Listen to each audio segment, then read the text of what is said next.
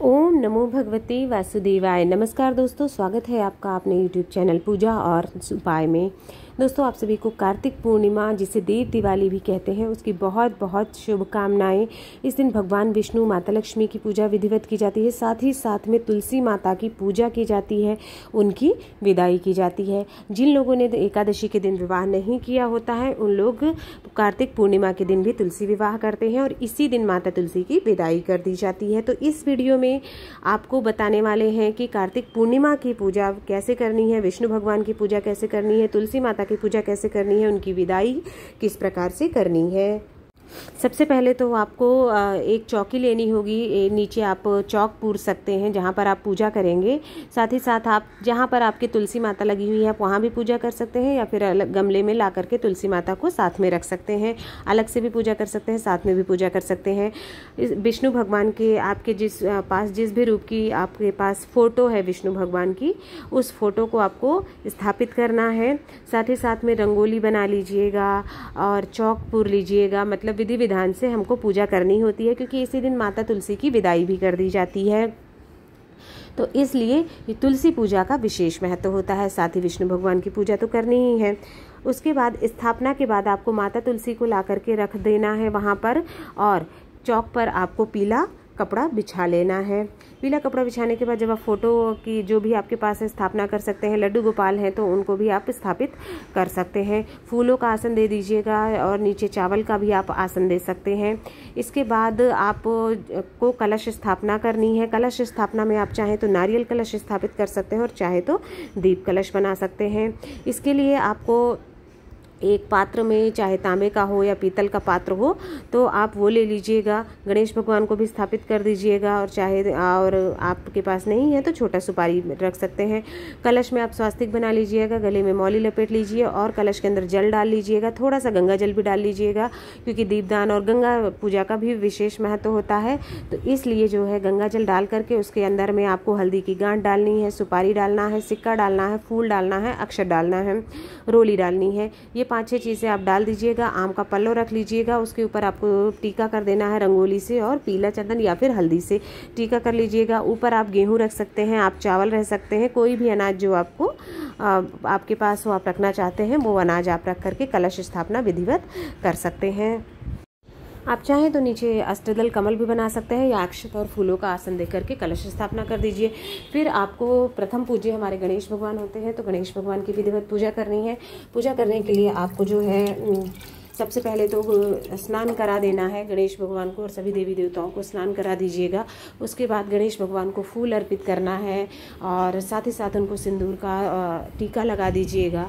और फूल अर्पित करने के बाद आपको उनकी प्रिय दूर्वा भी अर्पित कर देनी है। विष्णु भगवान की प्रिय चीज़ें, माता लक्ष्मी की प्रिय चीज़ें जैसे शंख वगैरह आपको स्थापित कर देना है।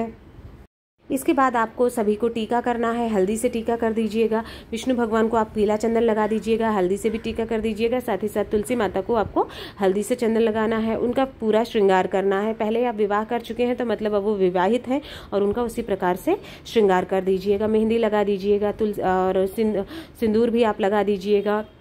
पहले विवाह नहीं किया है तो आप अभी विवाह कर सकते हैं, क्योंकि अब आप विदाई करने वाले हैं। तो विदाई हम अपनी बेटियों की कैसे करते हैं, पूरा श्रृंगार करवा करके। तो उसी प्रकार से आपको चूड़ी, मेहंदी और बिंदी, महावर, हल्दी, ये सारी चीज़ें तुलसी माता को लगा करके उसके बाद ही विदाई करवानी है आपको।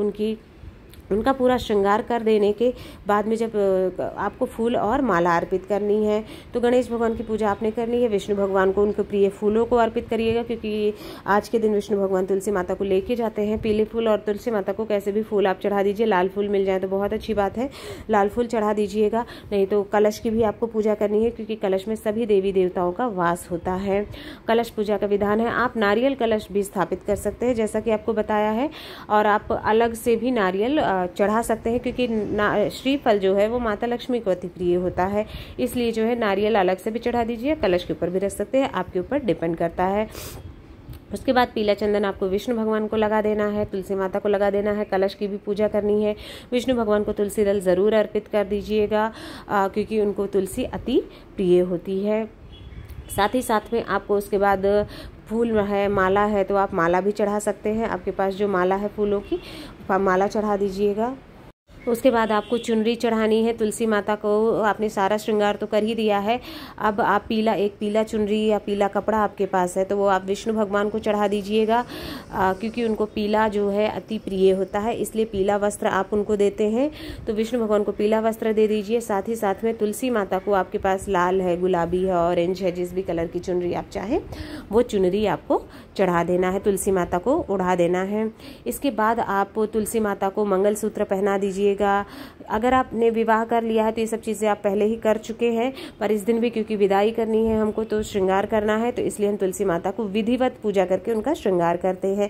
तो इसलिए मंगलसूत्र, चूड़ और बिछिया, पायल, ये चीज़ें आप चढ़ा सकते हैं और साथ ही साथ में उनको सिंदूर भी हमको लगाना होता है।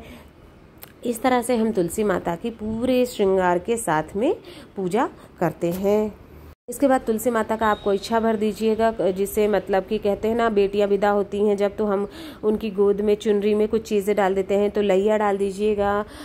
उनके कोछा जब आप भर रहे होते हैं तो मखाने उसमें रखिएगा, लैया रखिएगा, साथ ही साथ में मिष्ठान रखिएगा कुछ जब आप उनका कोछा भरा रहे हो, और साथ में नारियल आपको ज़रूर चढ़ाना। यहाँ पर नारियल आपको तुलसी माता को खोइछा भरने में आपको अर्पित कर देना है, उनको चढ़ा देना है। जैसे हम खाली हाथ बेटियों को नहीं भेजते हैं तो उसी प्रकार से आप ये करेंगे, ठीक है। तुलसी माता को नारियल अर्पित कर देंगे, उनका खोइछा हम भरवा देते हैं।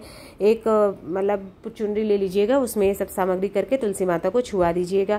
उसके बाद वस्त्रदान विदाई में हम कैसे करते हैं, जो भी आप उनको वस्त्र दान करना चाहते हैं वो वस्त्र छुआ दीजिएगा, तुलसी माता के साथ ही वो दान में चला जाएगा। जैसे अगर आपने विवाह पहले किया है तो ये सब चीज़ें चढ़ाई होंगी तो वो दान कर दिया है तो अच्छी बात है, नहीं दान किया है तो आप उससे तुलसी माता के साथ में दान कर सकते हैं।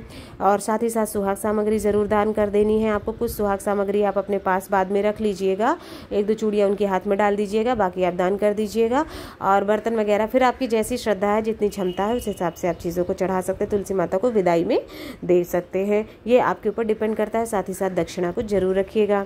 अंत में जो है मिठाई वगैरह का हमको भोग लगाना होता है, फल फूल मौसमी जो भी मिल जाते हैं उसका भोग लगाइए। इन चीज़ों को भी हम थोड़ा सा प्रसाद के रूप में एक आप अपने पास रख लीजिए, घर में बांट दीजिए, बाकी को आप किसी को दान कर सकते हैं, ये आपके ऊपर डिपेंड करता है।